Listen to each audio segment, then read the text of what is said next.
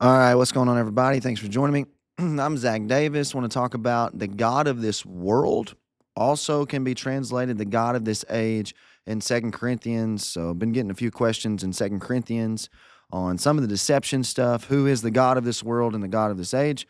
So, before we get going, like and subscribe down below. Patreon.com/Zach Davis for exclusive content. Go check that out.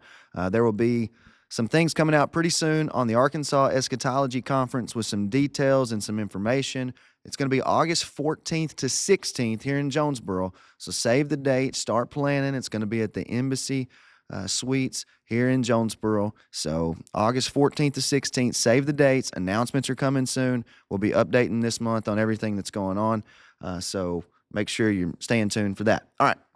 God of this age, God of this world. We see it in Second Corinthians chapter 4. Therefore, since we have this ministry, and this is the new covenant ministry for the apostles, as we have received, we do not lose heart, but we have renounced the hidden things of shame, not walking in craftiness, nor handling the word of God deceitfully, but by manifestation of the truth, commending ourselves to every man's conscience in the sight of God.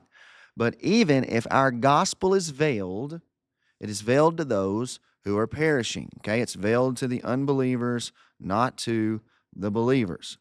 Even if our gospel is veiled, it's veiled to those who are perishing, whose minds the God of this age has blinded, who do not believe, lest the light of the gospel of the glory of Christ, who is the image of God, should shine on them. We don't preach ourselves. We preach Christ Jesus the Lord, ourselves your bondservants for Jesus' sake. For it's God who commanded light to shine out of darkness, who has shone in our hearts to give the light of the knowledge of the glory of God in the face of Jesus Christ. So you got to ask the question, who's the God of this age or the God of this world? Because it is the God of this world or the God of this age. That's a change for a lot of people, because most people, when they hear, well, the God of this world, they've got a completely different context in their mind than what comes to my mind. Because when Paul says this in 2 Corinthians 4, I see that it's the idea of the covenant world that he has in his mind. And this is the Greek word aeon, and the New King James translates it age. So the God of this age, I take to be the age that they're in, which would be the age connected to the old covenant, because that's his whole comparison in 2 Corinthians chapters 3 to 7. Old covenant to new covenant. Go back and read 2 Corinthians chapter 3. So I would say that the God of this age has deceived those who are perishing, and I would take that and connect it back to specifically the leaders, priesthood of the old covenant. Now, one thing that would cause me to pause on that translation of the God of this age or the God of this world is the fact, number one, that Jesus says that all authority has been given to him in Matthew 28. That's before Paul wrote this. But I do want to make this kind of idea, because I think this is the time of the millennium in the first century in the New Testament. And what you have is a war between the church, the new covenant, versus the old covenant. During that time, Psalm 110:4, speaking of the Messiah, says, Psalm 110:1 and 2, really to 4, says that he would rule in the midst of his enemies. So the way I view it is, these people connected to the old covenant, they had power. Jesus in Matthew 21 in the parable of the wicked vine dresser says, the kingdom will be taken from you and given to those bearing its fruit. So they had covenantal power. If you go back to Matthew 4, whoever Satan is in Matthew chapter 4, he has the power and dominion because he offers it to Jesus. He says, I'll give you the kingdoms of this world. That's not a false offer, you might say. I believe that he has it. So the God of this age, God of this world, in my view, are the rulers of the old covenant, because they're deceiving the unbelievers, but they can't deceive the elect. Remember, Jesus said, if possible, they would deceive even the elect, but they can't.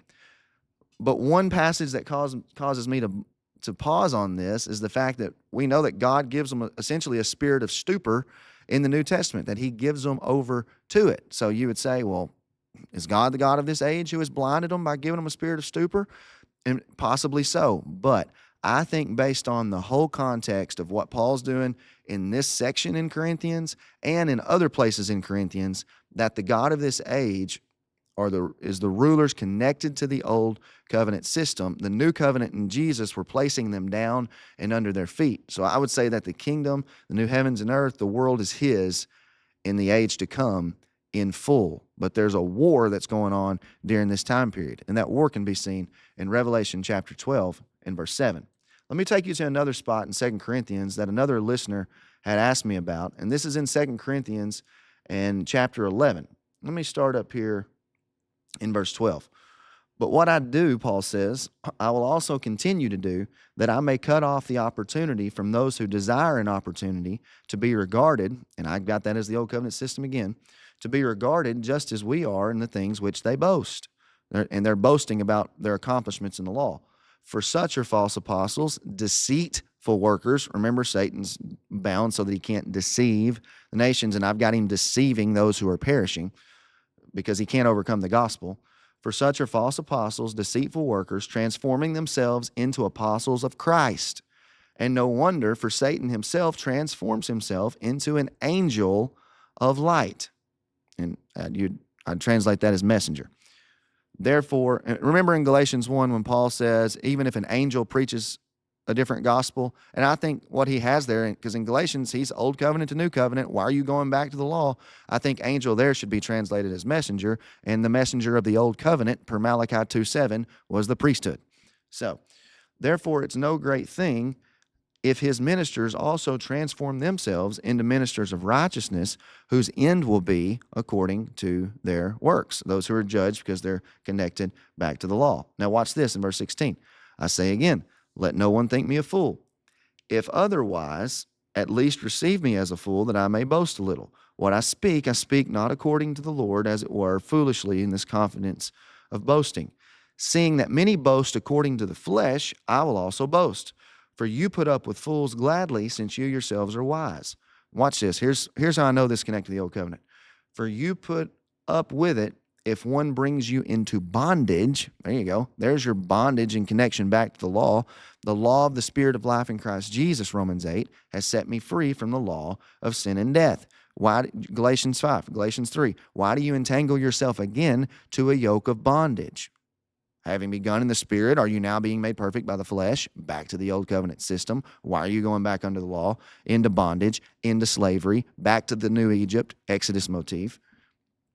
If one devours you, 1 Peter chapter 5, verse 8, Satan, your adversary, which if you go back to Ezekiel 20 to 23, this is clearly what Peter's playing off of, connected to the old covenant priesthood. Your adversary, the devil, prowls around like a roaring lion, seeking whom he may devour. They wanted to consume the people. If one brings you into bondage, if one devours you, if one takes from you, if one exalts himself, that's what they were trying to do to make proselytes so they could gain their status in Judaism. If one strikes you on the face, remember Jesus was struck in the face, Paul was struck in the face. All those ideas are there. To our shame, but I say that we are too weak for that. But in whatever anyone is bold, I speak foolishly. I am bold also. I have this connected to the old covenant system. Zach, why? Are they Hebrews? See, that's what he's doing. He's saying, so am I. He said, I'm going to boast. If they got something to boast about in the flesh, I'm going to boast. Let me tell you about my accomplishments under the old covenant. Are they Israelites? So am I. Are they the seed of Abraham? So am I. Are they ministers of Christ? I speak as a fool, I am more, in labors more abundant, in stripes above measure, in prisons more frequently, in deaths often. From the Jews 5 times I received 40 stripes minus 1. 3 times I was beaten with rods. Once I was stoned. 3 times shipwrecked. Night and day been in the deep. Journeys often, perils, waters, robbers, perils of my own countrymen, perils of Gentiles, perils in the city, perils in the wilderness, perils in the sea, perils among false brethren, weariness, toil, sleepiness, often hunger, thirst, fasting, cold, nakedness. And he goes on and on and on. But if I must boast, I'll boast in the things which concern my infirmity. The God and Father of our Lord Jesus Christ, who's blessed forever, knows I am not lying. So, Paul's comparison's old covenant to new covenant. The God of this age was deceiving them, devouring them, the old covenant system, blinding them, but he was only doing so to those who were perishing. He couldn't overcome the new covenant gospel because, for the elect's sake, they wouldn't be deceived. So that's the way that I take that. I possibly could see it the other way. And I know it's probably those in the Reformed Calvinistic sovereignty trend that are like, well, God has the ability to blind who he wants. I agree. I agree completely. And I don't deny the New Testament verses that say essentially that he's given them a spirit of stupor. I think even Saul in the Old Testament, God sends the unclean spirit. It seems like he doesn't allow him to understand until he sends David. So that veil that was there, though, in the New Testament, in 2 Corinthians chapter 4, that veil was essentially held up by the law. And that's the whole idea. If you think of Moses, the old covenant system kept them in the veil. They couldn't see him face to face. But when that veil was lifted and they came to Christ, that new covenant gospel was there. And Christ is the one that's lifting that veil. So I don't have him as the God of this age in 2 Corinthians 4. I would have the God of this age as the Satan. And in the age to come, the Satan's completely put under feet and destroyed. And the God of this age is the Lord Jesus Christ. That's how I got it. Like and subscribe down below. Patreon.com/Zach Davis. We'll see you soon.